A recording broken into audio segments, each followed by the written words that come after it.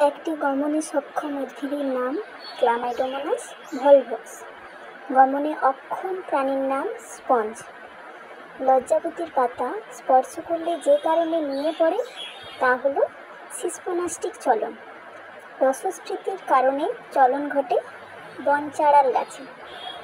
পদ্মফুল দিনের বেলায় ফুটে আর রাতে মুদে যায়, এটি কী ধরনের চলন? এটা একটা ফটোনেস্টিক চলন। উদ্ভিদের ট্রপিক চলন নিয়ন্ত্রণ করে অক্সিন হরমোন। বিপরীত জিওট্রপি চলন দেখা যায় লবণাম্ব উদ্ভিদের শ্বাসমূলে।